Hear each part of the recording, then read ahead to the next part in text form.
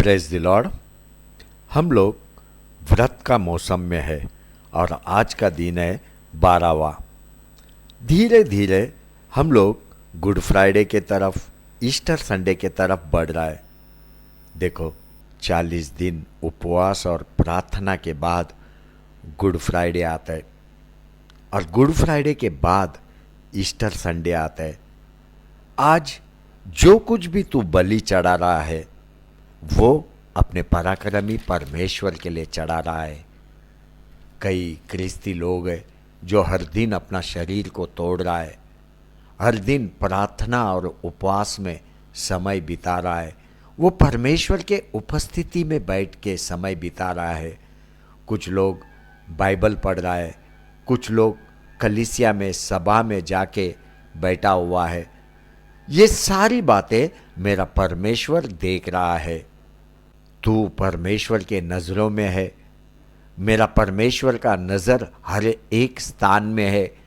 उसका दृष्टि हर एक दुष्ट को, हर एक अच्छे को देख रहा है। पूरा पृथ्वी पे उसका दृष्टि दौड़ रहा है, पूरा पृथ्वी पे। क्यों उसका दृष्टि पृथ्वी पे दौड़ रहा है? ताकि हर वो जो परमेश्वर के नज़रों में निर्दोष है उसको एक बलवान सामर्थ का वो पूर्ति करे। उसकी आंखें तुझे शिक्षा देने के लिए, तुझे सिखाने के लिए लगा हुआ है। वो चाहता है कि तू योग्य मार्ग में चले। मेरे परमेश्वर की आंखें हर एक धर्मी पे लगा हुआ है। उसका कान हर एक प्रार्थना करने वाले के लिए खुला है, लेकिन उसका मुख हमेशा दुष्ट के विरोध में है। हमेशा पराक्रमी परमेश्वर की दृष्टि हर एक मनुष्य के चाल चलन पे है। हर एक का एक एक कदम को वो जांच रहा है। बच्चों, तू अपने परमेश्वर के साथ समय बिता, तू उसके बल को अनुभव करेगा। आज प्रभु यीशु क्रिस्त का और एक नाम को अपन पढ़ाई करेगा और वो नाम है द माइटी गॉड, पराक्रमी परमेश्वर। पराक्रमी परमेश्वर।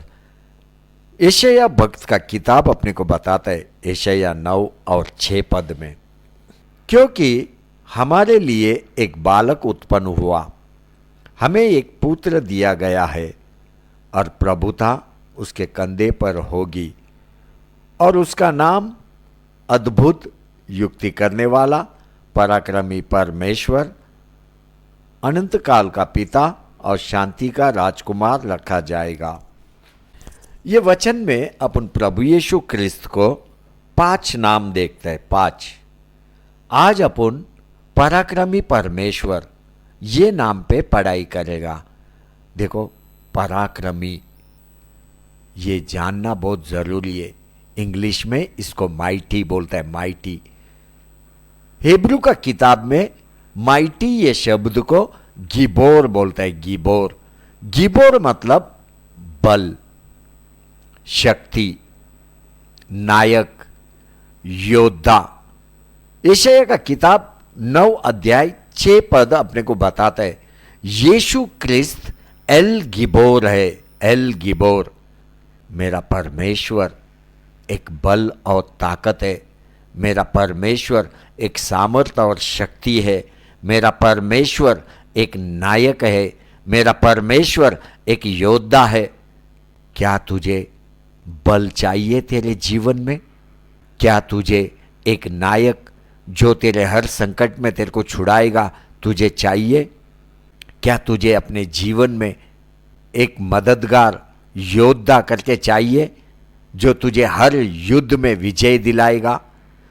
देखो, ये सारे प्रश्नों का एक ही उत्तर है और वो है प्रभु यीशु क्रिस्त। प्रभु यीशु क्रिस्त। मेरा प्रभु यीशु क्रिस्त पराक्रमी परमेश्वर है। मेरा प्रभु यीशु क्रिस्त एल गिबोर है। नया नियम अपने को बताता है, प्रभु यीशु क्रिस्त एक बल, शक्ति, सामर्थ है। उसी ने सृष्टि का निर्माण किया। यूहन्ना का किताब 1 अध्याय 3 पद अपने को बताता है, सब कुछ उसी के द्वारा उत्पन्न हुआ और जो कुछ उत्पन्न हुआ है उसमें से कोई भी वस्तु उसके बिना उत्पन्न ना हुई, क्योंकि उसी में सारी वस्तुओं की सृष्टि हुई, स्वर्ग की हो अथवा पृथ्वी की, देखी या अनदेखी, क्या सिंहासन, क्या प्रभुताएं, क्या प्रधानताएं, क्या अधिकार, सारी वस्तुएं उसी के द्वारा और उसी के लिए सूजी गई, और वही सब वस्तुओं में प्रथम है और सब वस्तुएं उसी में स्थिर रहती है। मेरा यीशु पराक्रमी परमेश्वर है, पराक्रमी परमेश्वर। भरोसा कर, भरोसा कर, केवल विश्वास मत कर, प्रभु यीशु में भरोसा कर। भरोसा, दुष्ट को देख, वो शैतान को देख, वो प्रभु यीशु ख्रिस्त में विश्वास करता है, लेकिन वो कभी भी प्रभु यीशु ख्रिस्त पे भरोसा नहीं करता है। वो हमेशा प्रभु यीशु ख्रिस्त का इनकार करता है। वो कभी भी प्रभु यीशु ख्रिस्त में भरोसा नहीं किया। यही कारण है वो प्रभु यीशु ख्रिस्त का सामर्थ्य बल को कभी भी अनुभव नहीं किया। उसने प्रभु का कृपा को अनुभव नहीं किया, उसने प्रभु का भलाई को अनुभव नहीं किया। मेरा यीशु केवल तेरे समस्या का हल देने के लिए ज्ञानी नहीं, वह तेरे सारे समस्या का हल है, सारे समस्या का हल। भरोसा कर, भरोसा कर, वह पराक्रमी परमेश्वर है। वो तुझे हर संकट मुसीबत से बाहर निकालेगा, तेरे बीमारी में से वो तेरे को बाहर निकालेगा, तेरे पाप से वो तेरे को बचाएगा। भरोसा कर, भरोसा कर, वो सामर्थी पराक्रमी परमेश्वर है, वह तुझे बचाएगा, वह तुझे बचाएगा। आमीन, आमीन, आमीन। मत्ती का किताब में एक बड़ा वकील आके प्रभु यीशु ख्रिस्त को प्रश्न किया। वो प्रभु यीशु ख्रिस्त का परीक्षा ले रहा था। मत्ती का किताब 22 अध्याय 36 पद में, हे गुरु, व्यवस्था में कौन सी आज्ञा बड़ी है? पराक्रमी परमेश्वर ने बोला, तू परमेश्वर अपने प्रभु से अपने सारे मन और अपने सारे प्राण और अपनी सारी बुद्धि के साथ प्रेम रख, यही सबसे बड़ी आज्ञा है।